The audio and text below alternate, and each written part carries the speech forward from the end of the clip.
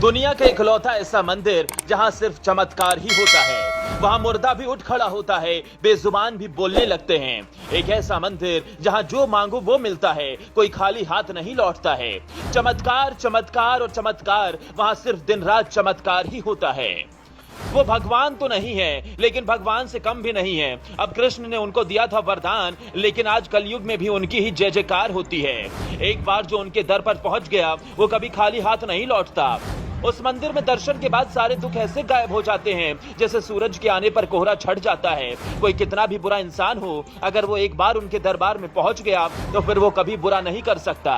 लेकिन जाता वही है उनके दरबार में जिसको वो खुद बुलाते हैं, और दर्शन भी उसी को मिलता है जिसे वो दर्शन देते हैं। उनके दर में पहुंचने के बाद भी मन में जो सोच लो वो हो जाता है। अब तक आप समझ ही गए होंगे हम बात किसकी कर रहे हैं। राजस्थान के सीकर जिले में जो बाबा खाटू श्याम का दरबार है, हम बात उसी की कर रहे हैं। अगर आप पूछेंगे कि क्या वास्तव में चमत्कार होता है या फिर लोग झूठी कहानियां फैलाकर गुमराह करते हैं, इन सारे सवालों के जवाब आपको इस वीडियो के खत्म होने तक मिल जाएंगे।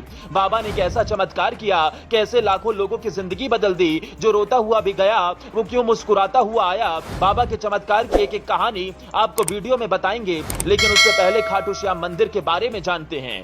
राजस्थान के सीकर जिले में खाटू गांव में बाबा खाटू श्याम का विश्व विख्यात मंदिर है।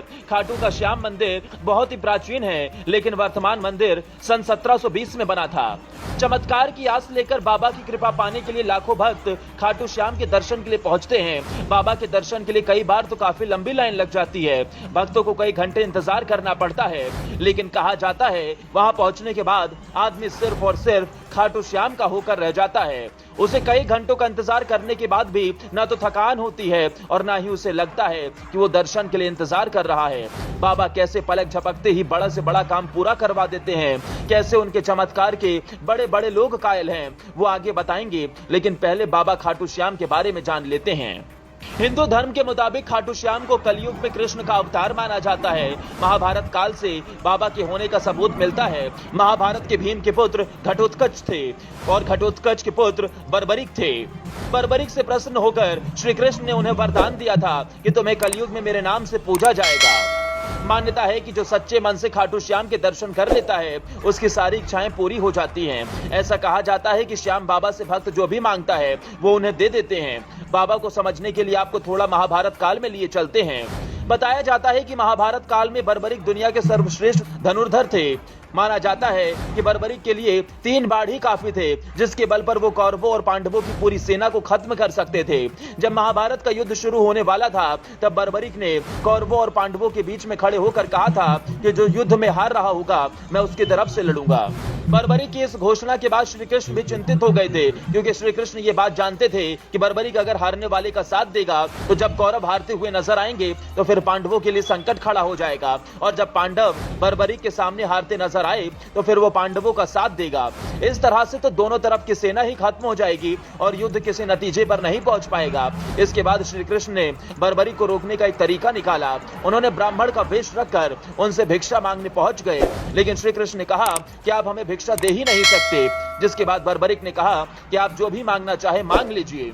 श्री कृष्ण ने उनसे उनका सर ही मांग लिया था, जिसके बाद उन्होंने अपना सर श्री कृष्ण को दान में दे दिया, जिससे श्री कृष्ण ने उन्हें वरदान दिया कि तुम्हें कलयुग में मेरे नाम से पूजा जाएगा। तुम्हारे दर्शन मात्र से लोगों के दुख खत्म हो जाएंगे।